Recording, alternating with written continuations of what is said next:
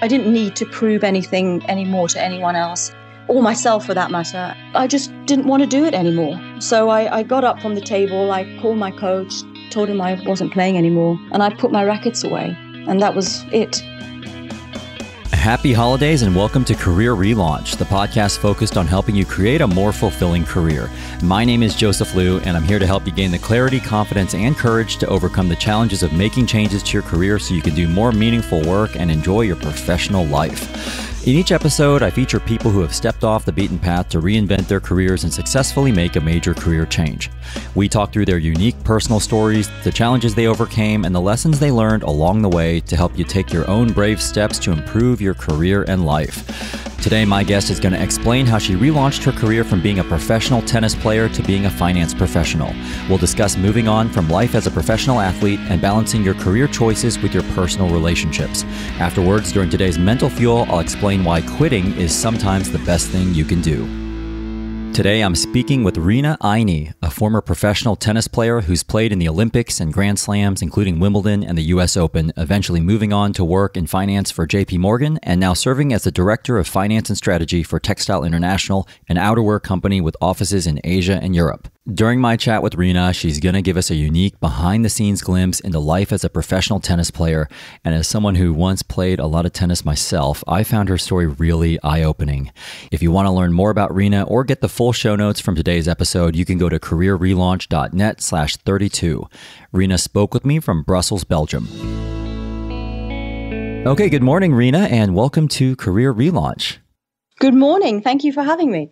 All right. Well, you are our very first former professional athlete on the podcast, Rina. So I'm very excited to hear all about your time as a professional tennis player and also your time as a finance professional. So I was wondering if you could get us started by just telling us a little bit about what you're up to right now in your life and career. So right now I work at Textile International and Textile Asia. It's a family-owned company that we run. It's what we do is produce outerwear, coats, jackets in Asia for clients all over the world. My involvement is more in the finance side of the company as well as strategy and innovation at the moment. I'm based in Brussels most of the time, and obviously I travel to Asia a lot. Now, I know that you haven't always been a director at Textile International. And I was wondering if we could go back in time to your days as a professional athlete, which is something I didn't even actually know about the first time we crossed paths. I was wondering if you could take us back to the days before you shifted into working in the world of corporate finance and strategy and take us all the way back to the age of 8, which I think is when you started playing tennis. Could you just explain how did tennis enter your life and how did it start to become such a big part of your life growing up? Yeah, so it was around 8, 9, maybe something like that. I was living in India at the time. My father worked there and we were based there. I went to school there in Calcutta. I think my mum sort of wanted to find something for us to do after school, so keep us occupied, and took us to tennis club. And that's basically how it started. It was something that I found that I enjoyed and that I could do. And very soon I started playing local tournaments and then traveling around India and playing junior tournaments and national tournaments. So that was the very beginning. And it was great because I got to travel a bit. I missed a lot of school, and it was just something. I was extremely competitive and I really enjoyed the matches. That's how the tennis started. And then when I was around 13, I think, we moved to the UK. And that was when I started playing a lot more tournaments and traveling around the UK and playing nationals and really enjoying my tennis. It was a lot of fun. Now, we didn't talk about this last time, but I was actually a varsity tennis player way back in high school. And oh, cool. But I quickly figured out that I was kind of a big fish in a small pond. I was from a very, very small town. And so I really very quickly realized I wasn't going to make it anywhere close to being pro. So I'm going to kind of try to live vicariously through you during this conversation. So it sounds like you moved to the UK. Could you just tell us about the moment you went from being just a really good tennis player to someone who entered into the professional tennis arena in the Women's Tennis Association as a teenager? At that stage, it was juniors and it was nationals, and it was sort of representing GB against other countries and international junior things, tournaments and competitions. That was the beginning of it. But at that time, we didn't have to decide between whether we were professionals or amateurs. We were allowed to play on the tour as much as we wanted if we were good enough. And at around 16, 15, 16, I started playing women's tournaments because it was sort of a natural progression. It was something that I could do. It was something I enjoyed. It starts on the satellite tour. There's small tournaments. You travel, you play, you earn points, you get an international ranking, and it just goes from there. Being in England as well, we had a lot of opportunities in that we were given wild cards into, let's say, qualifying at Wimbledon or other tournaments, and then Wimbledon, the main draw as well. So we had a lot of opportunities. The Tennis Association tried to help us and push us forward. And at that age, even, I felt that I could do as a career. I was earning money and enjoying it. Could you just give us a sense of some of the people you played against and some of the tournaments that you were in? Between the ages of 16 and probably 19, when I quit, I played Wimbledon several times, the French Open. I traveled to Australia to play in the Aussie Open and also to the States for the US Open. Tournament of Champions in Florida. I played in South America, Africa, all over Europe, pretty much everywhere. And then the Olympic Games, which was the first time tennis was included after a very long time. That was in Los Angeles in 1984. Wow, what was that like for you to play in Los Angeles in the Olympics? It was probably the best experience of my life until then anyway, and probably the worst at the same time. So it's quite complicated, but it was amazing. The whole experience of just being there was incredible, actually. One of the highlights of my life, definitely. You were going to tell us some of the people you played against. I don't know if that gets into the best or the worst moments, but if you can just give us a sense of the types of people you played against. So Steffi Graf was more, she's I think a year younger than me. So I sort of grew up playing her a few times. And wow.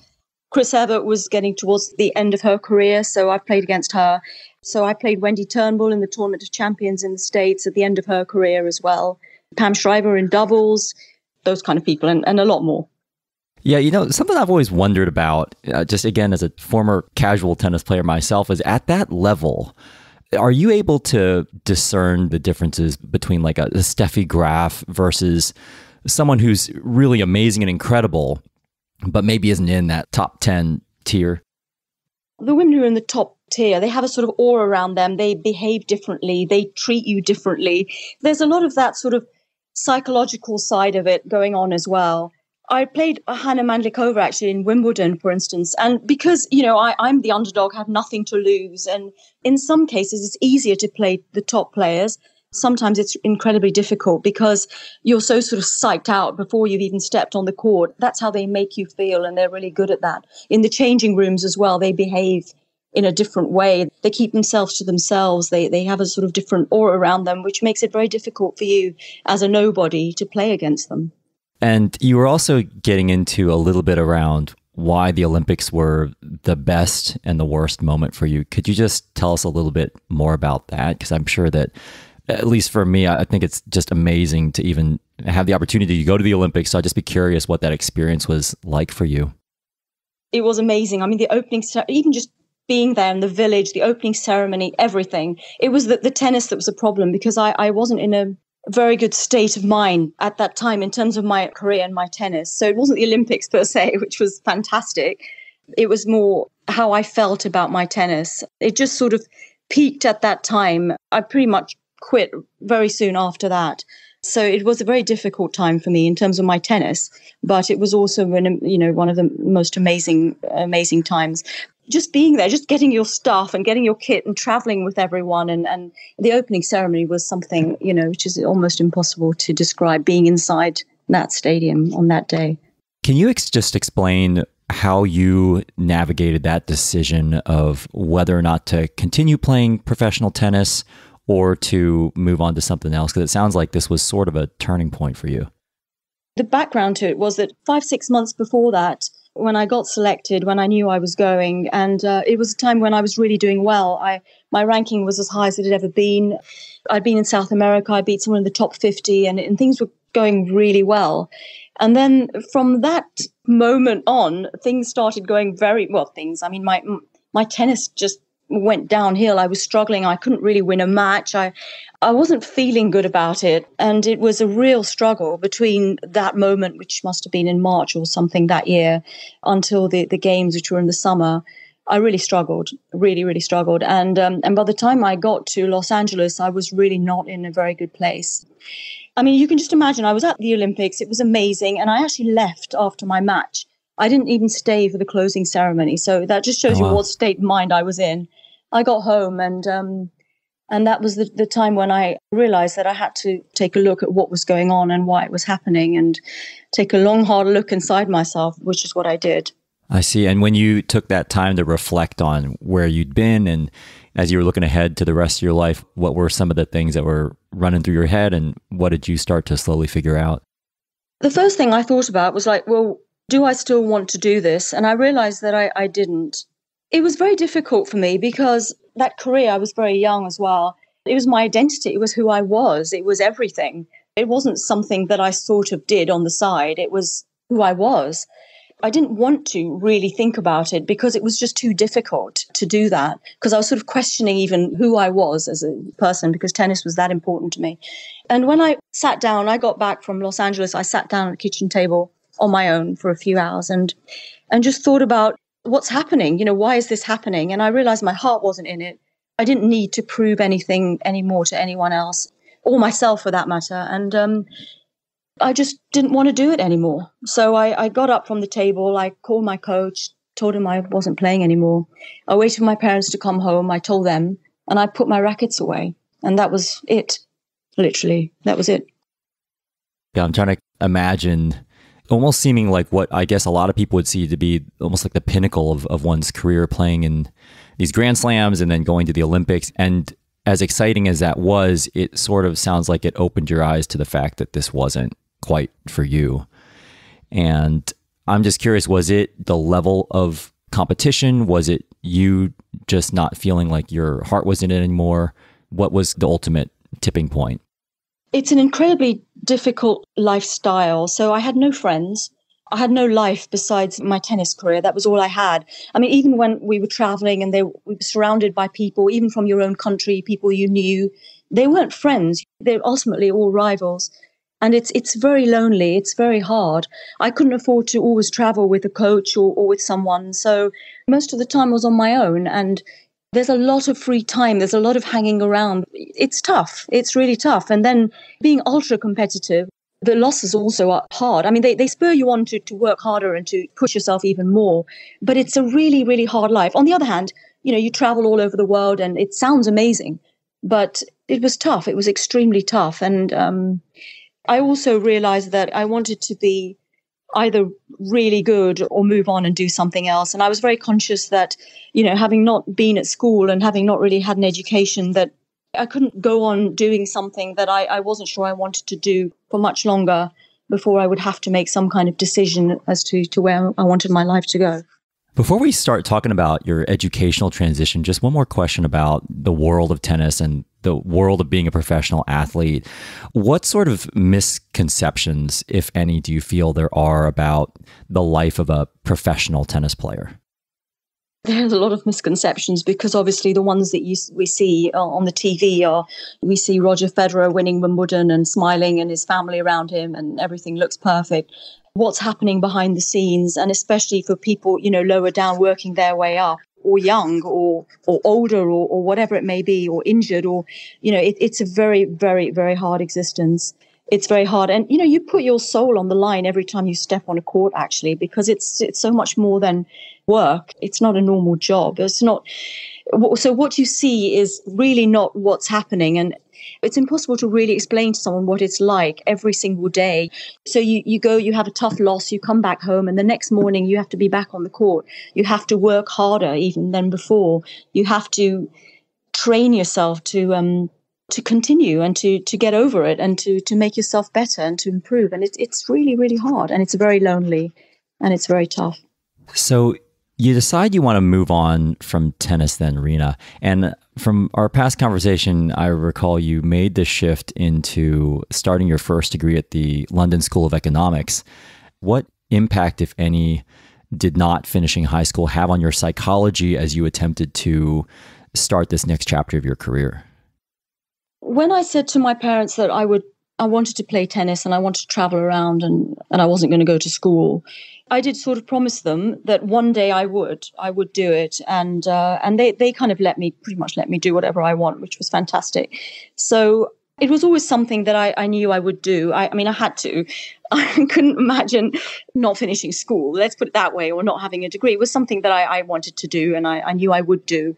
But obviously, it was difficult because from the time I could remember, I hadn't really been at school like a normal person. So even when I was very young, 10 or 11, I used to miss a lot of school. Traveling at that time, I was traveling in India. I was playing junior tournaments, and my dad also used to like to take us away on holiday and didn't worry too much about school. So, in fact, I can't ever remember being at school, for like a full year. I mean, obviously I was, but it was when I was very young. I wanted to go back, so I found studying and doing my exams relatively easy because it was something I really wanted to do. It wasn't something that was being imposed on me like school is imposed on every single child in our society anyway. I knew what I was doing it for, and that, I suppose, made it easier. And what was that transition like for you to go from a professional athlete on the tennis courts to someone now studying to get into the London School of Economics? It went really quickly, actually, because I was really, really busy. I did so many exams in such a short period of time, basically teaching myself. It went fast. In England, when you do A-levels at high school, you have to choose your subjects. You have to choose 3 or 4 subjects to do. So I had decided to do those subjects, and I decided that I wanted to study economics at university because I'd already decided what job I wanted to try and get when I left. So it was all, I was very focused, and I knew exactly what I wanted to do and why I was doing it. So that really helped. When I said I put my rackets down, I did as a professional in the sense of playing on the tour, but I played for a club in Holland and I played a few small tournaments in France just to earn some money to take me through, because having not taken money from my parents or anyone for the longest time, or since I was 14, it was hard to not earn any money anymore. So I continued that in order to fund myself through university. Now, I know you eventually ended up shifting into investment banking, and you alluded to the fact that you kind of knew what direction you wanted to take your career. How did you figure that out so quickly? Because I know a lot of people who listen to this podcast, one of the questions is how to figure out where to take my life. I know I'm not currently satisfied with what I'm doing right now. How did you go about figuring out exactly what you wanted to do next?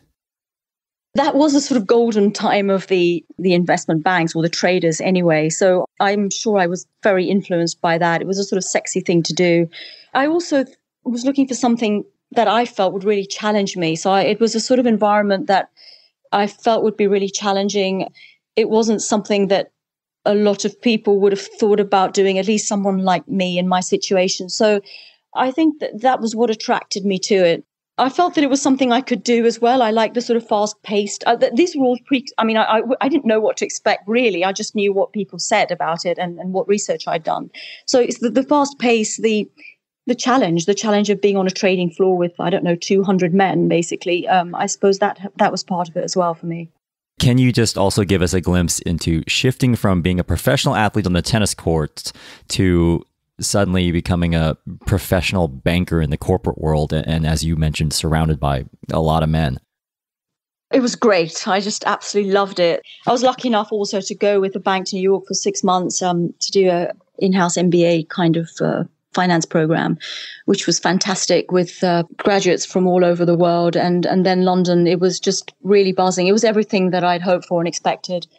I have to say that I was extremely, extremely fortunate to get my dream job at an American investment bank, where when I landed in London, I was on the trading desk with the head of trading, who was an incredible person. And I have to tell you something, because it's an interesting story. So I arrive in London my first day. We'd been, introducing ourselves to the rest of the desk. There were 5 of us on the desk, including the head of trading, who said, all right, well, all you need to know about us, besides this is our names or whatever, this is what we do, is we have a tea rota. He was American, but he's obviously become quite British by that stage. And he said, we have a tea rota on our desk, and this is how it goes. So today it's my turn, tomorrow it's this one, and your turn will be on Friday. So Friday at 4:00, you go and get tea. And from that moment onwards, I was treated like everyone else. It was amazing. So I think I was there at a great time, working in a great place with some great people, and it was fantastic. Very interesting.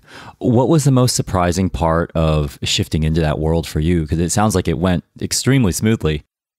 The most important thing is I left all that behind me very quickly. And that's the most surprising thing, I think, because I did actually love it that much. And I had an amazing experience and I enjoyed the work. I mean, I did have a few little issues when I remember once I was the last person on the desk and I had a call from some guy from the office in Tokyo who said, I need to do this now. So I'm like, fine, I can do this for you. And he's like, no, I need to speak to someone who can do this. And I'm like, well, I can do this. And he's like, no, where's your boss? I'm like, well, it's me or it's no one.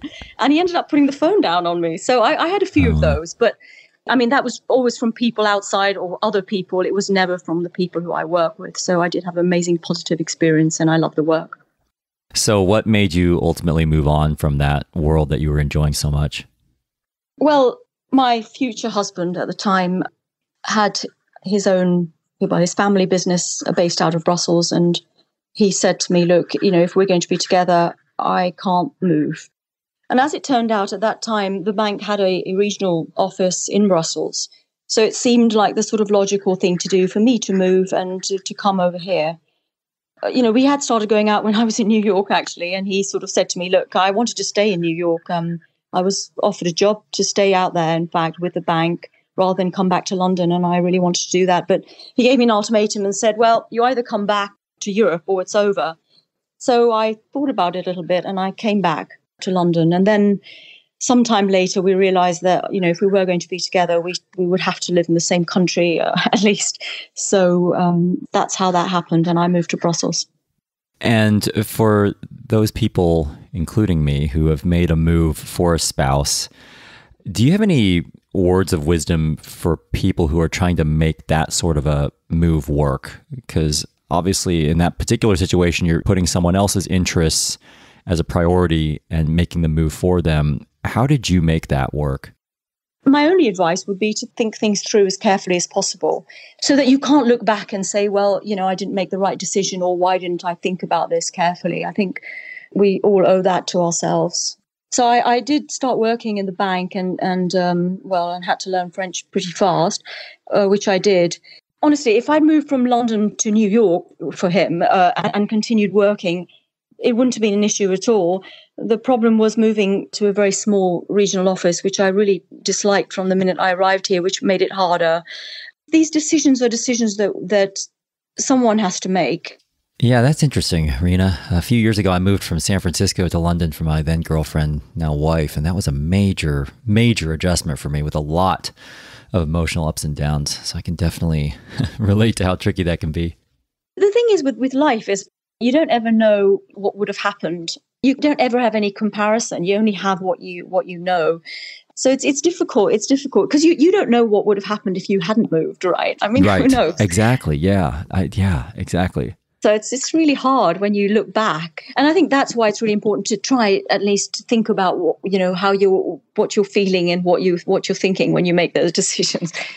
When you look back on your career change, Rina, going from professional tennis player to someone who's now working in the professional business world, what's something that you wished you had known that you now know? The thing I wish I had known then, which I know now, is that I'm very much a function of society, a function of how I was brought up, of the society that I was brought up in. And I didn't realize to what degree that influenced my decisions and the way I thought about things, myself, my life, other people's lives, and other people.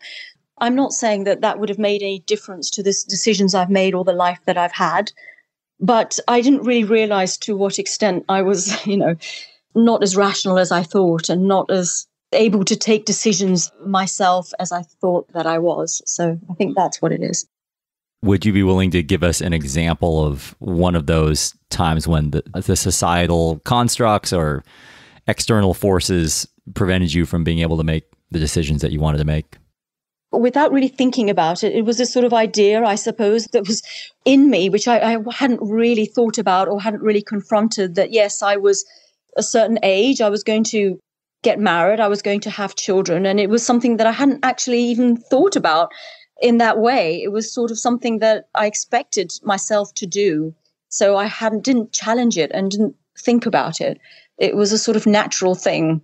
So I think that was the first thing. So after moving out there, getting married, it was then the children. So I had the first child, and then I thought, well, I want to get my career going again. But what I wanted to do was move back to London 3 or 4 days a week and trade on the financial futures exchange. But this didn't go down very well at home. My husband obviously would have preferred to have another child. And again, everyone was saying, and it was normal to have another child because you don't only want to have one child, and all this kind of stuff. I mean, it sounds ridiculous the way I'm talking about it now, but it's the done thing. It was what was expected. It was how it was. I did sort of challenge it, but maybe not really. And Adam, I'm sorry if you're listening to this, but I mean, I thought one child was fine. She was great. It was okay. I was ready to work again, but it didn't. My life didn't really pan out like that. And I think a lot of the time it was just because I went along with it and I didn't really ask myself that many questions about certain things which were, I suppose, expected of me. Yeah, I know what you mean. I think we sometimes all fall into this trap of just following these societally constructed milestones. You go to school and then college, maybe graduate school, get married, have a kid, have another kid, and yet that may not be the right thing for you, but it's just sometimes hard to block all that external noise out, and it's hard not to fall in line. That's right. So I think my advice would be just to think about it. I'm not saying it's wrong at all, and I have a great life and I don't have any regrets, but I think we all owe it to ourselves to realize that that's what's happening and that we should think about it and just acknowledge that there's a lot of that going on. When you look back on your transition, going from professional athlete to the work you're doing right now, what's something that you have learned about yourself through this career change? I learned a lot about myself, especially from that first career change, is that it's okay. It's okay to change. It's okay to accept that your heart's not in something, and it's not failure, and it's not a fear of failure that causes it. Because I've had people say to me that, oh, well, it was a sort of fear of failure made you stop.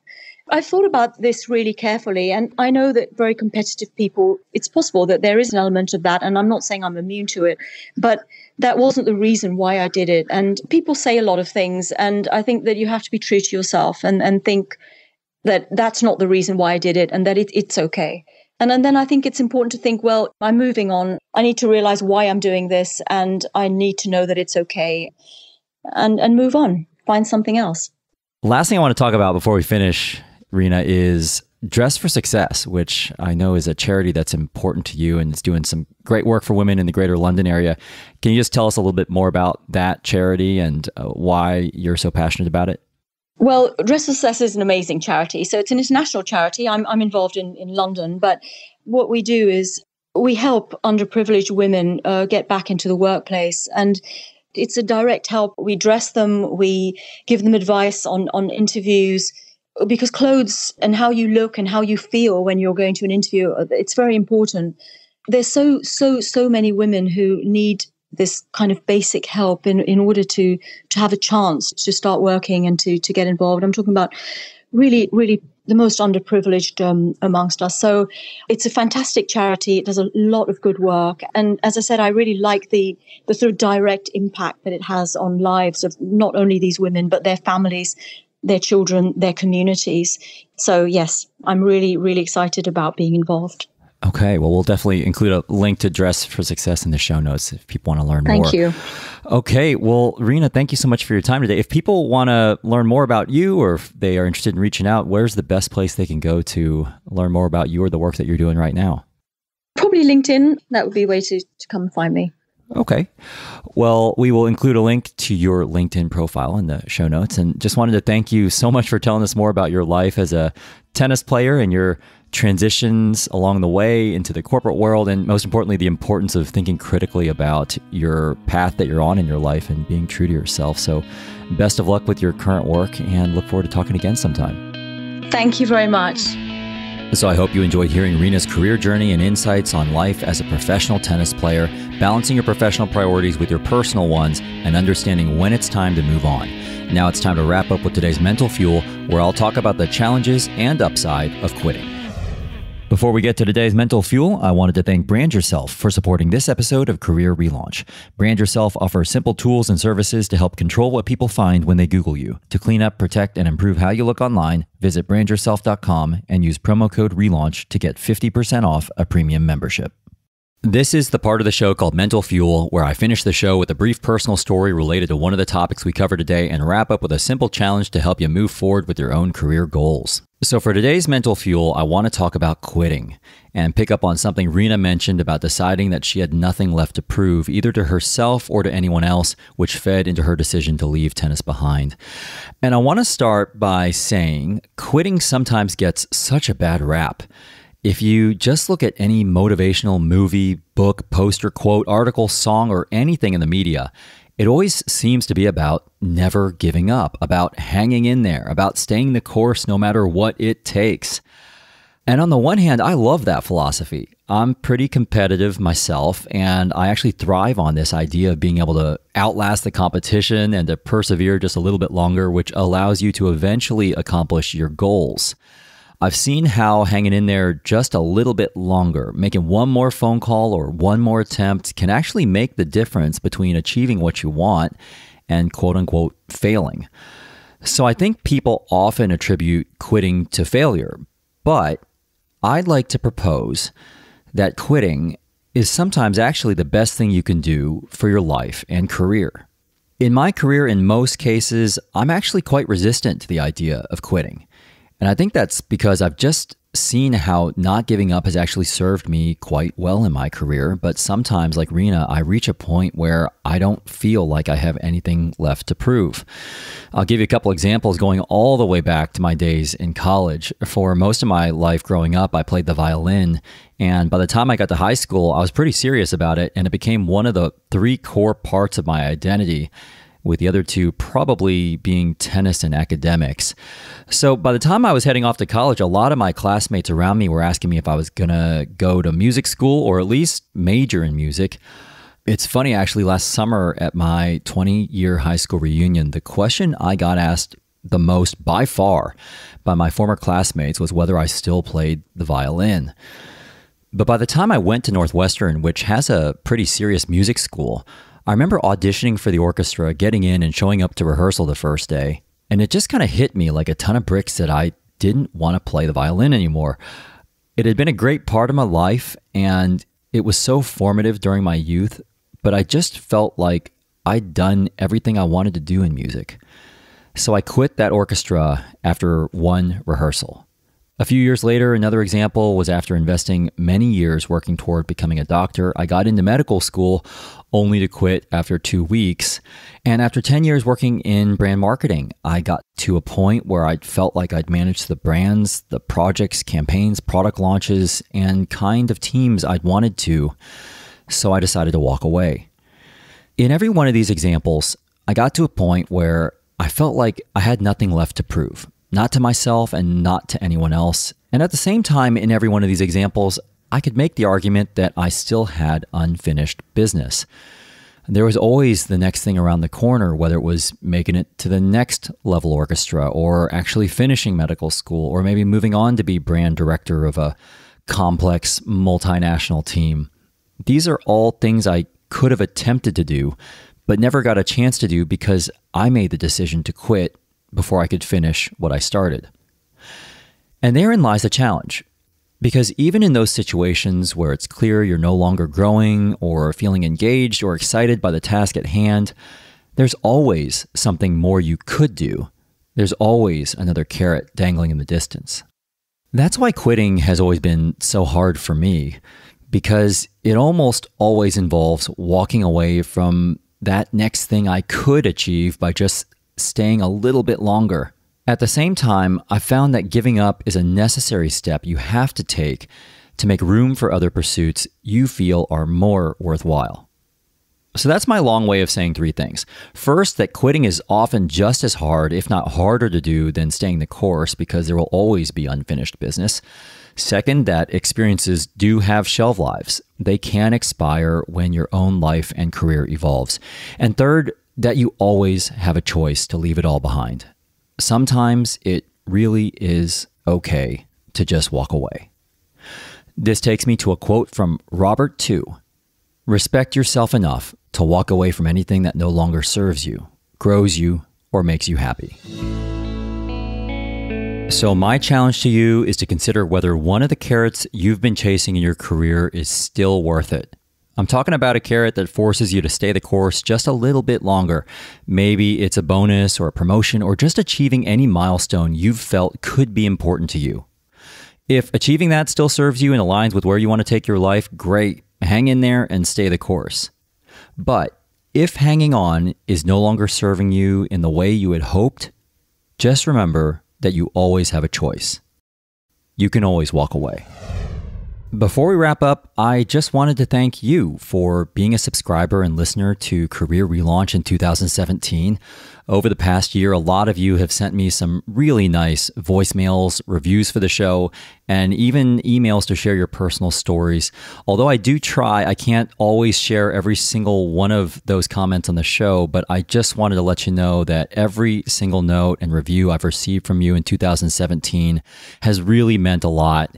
And hearing from you really does fuel my motivation to keep creating more episodes. I also wanted to thank every single guest who's appeared in each of the 20 episodes of 2017. If it weren't for you and the honest stories you've been willing to share, Career Relaunch wouldn't even exist. This is the very last episode of the year before we cross over to 2018, but stay tuned for more interesting guests I'm really excited to feature in the new year, including a former secretary who relaunched her career after being homeless for 3 years, and someone who used to work for a circus in Vegas and is now a full-time voiceover artist. With the new year right around the corner, this is often the time of year when people have a moment to reflect on their careers. So if you do enjoy the show and you know someone in your life who's been struggling with whether they're on the right career path, I'd really love for you to share this episode with them by sending them to careerrelaunch.net/32, where you can also find a summary of all the key concepts and notes from today's show. Again, that's careerrelaunch.net/32. Thanks so much for being part of the Career Relaunch community, and a special thanks again to Rina Einy for sharing her story with us today. This episode was mixed by Richard Pennington. Electrocardiogram wrote and performed our original theme song.